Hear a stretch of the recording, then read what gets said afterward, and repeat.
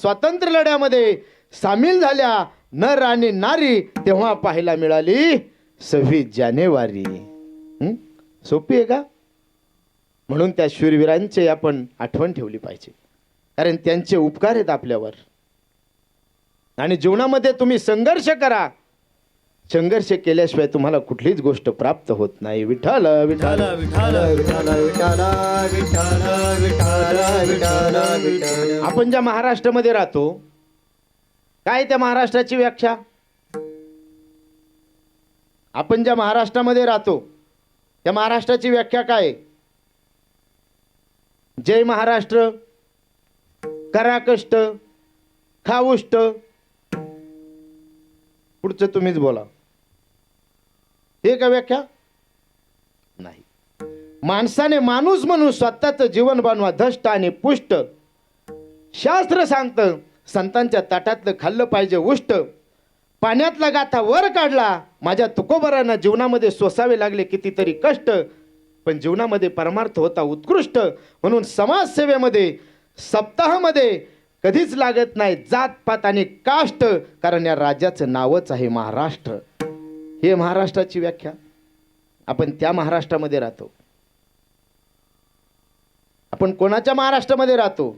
जर छत्रपती शिवाजी महाराज झालेच नसते तर नसती राहिली अंगणी तुळस, नसतं राहिलं कपाळी कुंकू सुद्धा राहिलं नसतं, आणि आपली देवळं सुद्धा राहिली नसती. म्हणून आज राजांचे आपल्यावर उपकार आहेत. किती उपकार आहेत राजांचे आपल्याला. जर शिवाजी राजे झालेच जर नसते, शिवाजी राजांसारखा मुलगा जन्माला यावा म्हणून आईसाहेबांनी काय केलं? 12 वर्ष देवीची सेवा केली. कुणी? जिजाऊ आईसाहेबांनी. तुळजापूरच्या भवानी आईसाहेबाचे 12 वर्ष सेवे केली. आईला सांगितले, आई या जगामध्ये चाललेला अन्याय अत्याचार माझ्या डोळ्याला सहन होत नाही. माझ्या पोटी असा मुलगाला जन्माला घाल.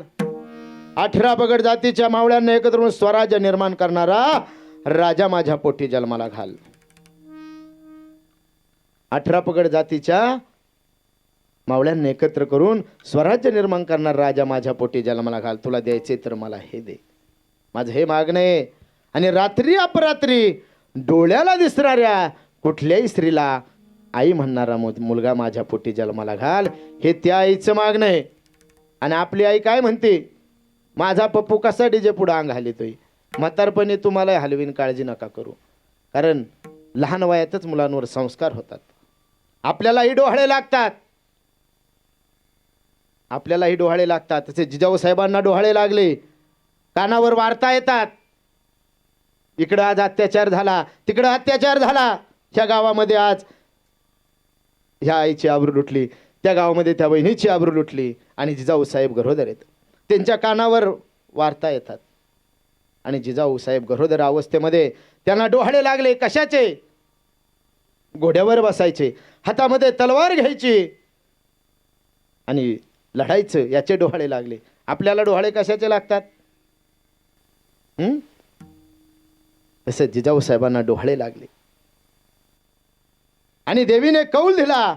ज्या देवीची 12 वर्ष सेवा केली त्या देवीने कौल दिला. तुळजापूरच्या भवानी आई साहेबाच्या डोक्यावरचं फूल राष्ट्रमाता जिजाऊ साहेबांच्या हातामध्ये पडले.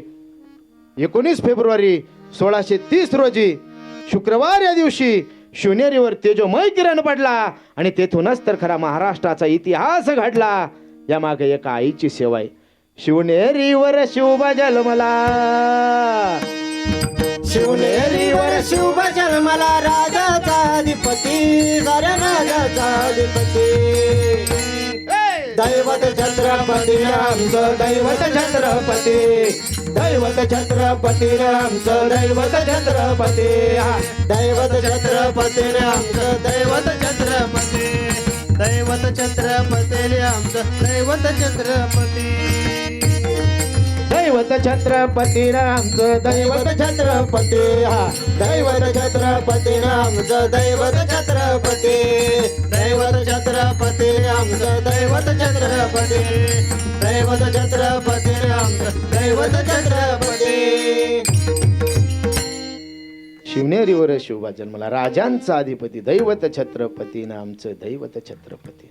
त्या दिवशी खरं मासाहेबांची सेवा सार्थक झाली आणि तिथूनच तर पुढं खरा महाराष्ट्राचा इतिहास घडला. या पाठीमागं फक्त एका आईची सेवा आहे. म्हणून जीवनामध्ये